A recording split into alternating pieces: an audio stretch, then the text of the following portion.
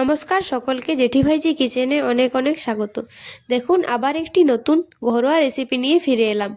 এই রেসিপিটি একবার বাড়িতে বানিয়ে দেখবেন, কি দারুণ এবং সুস্বাদু। একবার বাড়িতে বানালে মনে হবে যে আরও বারবার বাড়িতে তৈরি করি এবং এইভাবেই ডাল রান্না করে খাই। এই দুর্দান্ত রেসিপিটি দেখতে হলে ভিডিওটি শেষ পর্যন্ত দেখতে হবে। রেসিপিটি তৈরি করার জন্য প্রথমে মাটির হাঁড়িতে কিছুটা সরিষার তেল দিয়ে তাতে কেটে রাখা সবজি এবং ডালগুলিকে দিয়ে দিলাম। ডালের মধ্যে মুসুর, অড়হর এবং ছোলার ডাল আছে।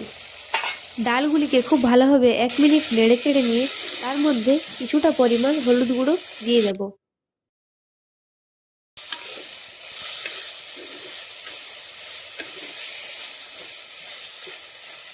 পরিমাণ মতো লবণও দিয়ে দিচ্ছি।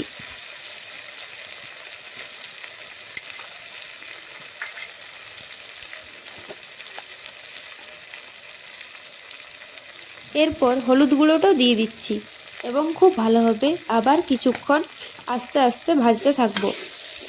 মাটির পাত্রে রান্না করলে দেখবেন সব কিছু সেদ্ধ হতে একটু টাইম লাগে, কিন্তু তাতে কিন্তু অধৈর্য হওয়া চলবে না, কারণ ওই টাইমের মধ্যে যে স্বাদ এবং গন্ধটি থাকে তা কিন্তু আপনি অন্য কিছু পাত্রের মধ্যে পাবেন না।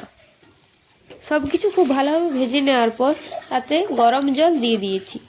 এরপর চাপা দিয়ে কিছুক্ষণ ধরে সেদ্ধ করে নেব।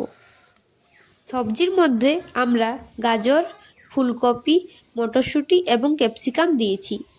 ঝালের জন্য কটা কাঁচা লঙ্কা তাতে দিয়ে দিয়েছি এবং মাঝে মাঝে একবার করে নেড়ে নিতে হবে, না হলে দেখবেন পুড়েও যেতে পারে। ডাল এবং সবজিগুলোকে কিছুক্ষণ সেদ্ধ করে নেওয়ার পর তাতে কেটে রাখা টমেটোগুলিকে দিয়ে দিচ্ছি।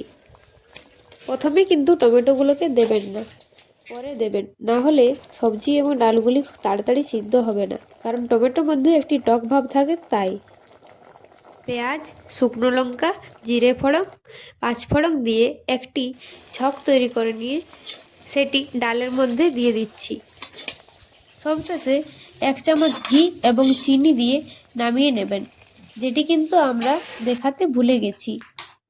এরপর তৈরি হয়ে গেল আমাদের মাটির হাঁড়ির স্পেশাল ভেজ ডাল। বাড়িতে এভাবে ট্রাই করে দেখুন, সবাই আঙুল চেটে পুটে খাবে। ভিডিওটি ভালো লাগলে লাইক করুন আর আমাদের চ্যানেলটি সাবস্ক্রাইব করতে ভুলবেন না। দেখা হচ্ছে পরের ভিডিওতে। সকলকেই অনেক অনেক ধন্যবাদ আমাদের ভিডিওটি শেষ পর্যন্ত দেখার জন্য। দয়া করে আমাদের পাশে থাকবেন, কেউ কিন্তু সাবস্ক্রাইব না করে যাবেন না, এবং সামনের বেল আইকনটি ক্লিক করে রাখবেন আমাদের ভিডিও তাড়াতাড়ি নোটিফিকেশন পাওয়ার জন্য।